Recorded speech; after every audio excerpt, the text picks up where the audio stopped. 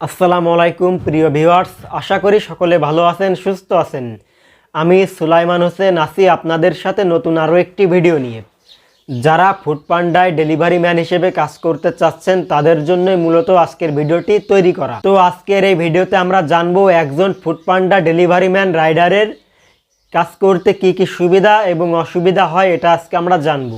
তো চলুন ভিডিওটি শুরু করা যাক। প্রিয় ভিউয়ার্স, ফুডপান্ডা ডেলিভারি ম্যান জবে আপনি মূলত ফুড ডেলিভারি করবেন।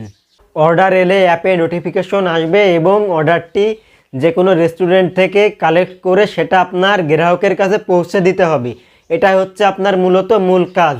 এখন আমরা জানবো এই কাজ করলে আপনি কি কি সুবিধা এবং অসুবিধায় পড়বেন। প্রথম যে সুবিধা সেটা হচ্ছে এটা একটি ফ্রিল্যান্স টাইপ জব, অর্থাৎ আপনি এখানে আপনার নিজের ইচ্ছা মতো কাজ করতে পারবেন। আপনি যদি স্টুডেন্ট হয়ে থাকেন অথবা ছোটোখাটো কোনো চাকরি করে থাকেন তাহলে আপনি সেটার পাশাপাশি এই ডেলিভারি ম্যানের জবটা আপনি করতে পারেন। তারপর যে সুবিধা পাবেন সেটা হচ্ছে ফুডপান্ডা রাইডারের কোনো বেতনের বা ইনকামের কোনো লিমিট নাই, আপনি আনলিমিটেড ইনকাম এখান থেকে করতে পারবেন। অর্থাৎ আপনি যত বেশি ডেলিভারি দিবেন তত বেশি আপনি ইনকাম করতে পারবেন। এবং ফুডপান্ডা আপনার প্রতি সপ্তাহে অটোমেটিক্যালি আপনার অ্যাকাউন্টে টাকা জমা করে দেয়, অর্থাৎ আপনার ইনকামের টাকাটা ফুডপান্ডা প্রতি সপ্তাহে একবার আপনার অ্যাকাউন্টে জমা হয়ে যায়। তারপর যে সুবিধা পাবেন সেটা হচ্ছে নিজের এলাকায় কাজ করতে পারবেন। অর্থাৎ আপনি যদি আপনার নিজের এলাকায় জব করেন তাহলে আপনার ডেলিভারি করার সময় কোনো জায়গা বা স্থান চিনতে অসুবিধা হবে না, আপনি সহজেই ডেলিভারি করতে পারবেন। তারপর এখানে জব করতে গেলে কোনো রকম শিক্ষাগত যোগ্যতা লাগে না, আপনি কোনো রকম শিক্ষাগত যোগ্যতা ছাড়া এখানে চাকরি করতে পারবেন। তারপর যে সুবিধা পাবেন সেটা হচ্ছে এখানে খুব সহজেই আবেদন করা যায়, অর্থাৎ এখানে অনলাইনে এবং অফলাইনে দুইভাবে আপনি খুব সহজেই অ্যাপ্লাই করতে পারবেন এবং এখানে জব পাওয়াটা অনেক সহজ। তারপর আপনার এখানে কোনো বস থাকবে না, অর্থাৎ নিজের কাজের চাপ নিজেকে সামলাতে হবে, অর্থাৎ আপনি এখানে এক কথায় স্বাধীনভাবে কাজ করতে পারবেন। প্রিয় ভিউয়ার্স, আমরা এখন জানবো একজন ফুডপান্ডা ডেলিভারি ম্যানের কি কি অসুবিধা হয়।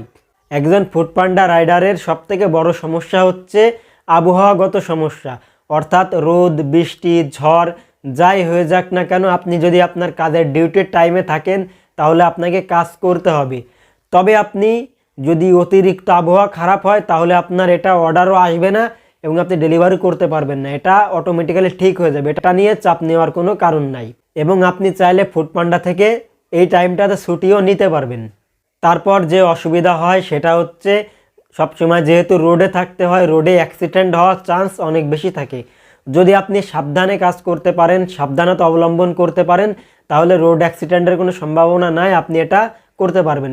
একজন ফুডপান্ডা রাইডারের কোনো নির্দিষ্ট বেতন নাই, অর্থাৎ যদি সে ডেলিভারি করে তাহলে সে বেতন পাবে, আর যদি ডেলিভারি না হয় তাহলে সে বেতন পাবে না, অর্থাৎ আপনার ডেলিভারির উপরে আপনার ইনকাম নির্ভর করবে।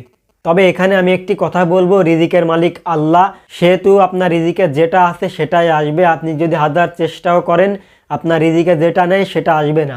তো আপনি আল্লাহর উপরে ভরসা করে কাজে নেমে যাবেন, বাকিটা আল্লাহ ভরসা।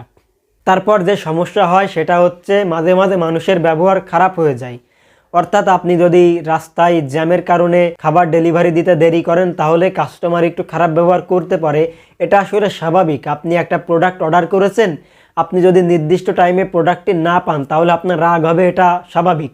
তারপর যে সমস্যা সেটা হচ্ছে এখানে প্রচুর পরিশ্রম করতে হয়। আপনি যদি সাইকেল নিয়ে ডেলিভারি করেন তাহলে আপনাকে সারাদিন সাইকেল চালাতে হবে, যা এক প্রকার অনেক পরিশ্রমের কাজ। আর যদি মোটরসাইকেল ব্যবহার করেন তাহলে আপনাকে একইভাবে রাইড করতে হবে, তাও একটা পরিশ্রমের কাজ। সবশেষে আমি একটা কথা বলতে চাই, আপনি যে কাজই করেন না কেন সেই কাজের একটি সুবিধা অথবা অসুবিধা থাকতে পারে। তো যদি পরিশ্রম করতে পারেন, পরিশ্রম করার মন মানসিকতা থাকে তাহলে আশা করা যায় আপনি ফুডপান্ডা থেকে ভালো একটা ইনকাম করতে পারবেন। ফুডপান্ডা থেকে 15 থেকে 30 হাজার টাকা অনায়াসে ইনকাম করা যায় যদি আপনি প্রতিনিয়ত ভালোভাবে পরিশ্রম করতে পারেন। তো প্রিয় ভিউয়ার্স, আশা করি সম্পূর্ণ ভিডিওটা আপনারা বুঝতে পেরেছেন। যদি ভিডিওটি আপনাদের ভালো লেগে থাকে এবং উপকারে এসে থাকে তাহলে অবশ্যই চ্যানেলটি সাবস্ক্রাইব করে যাবেন। ধন্যবাদ।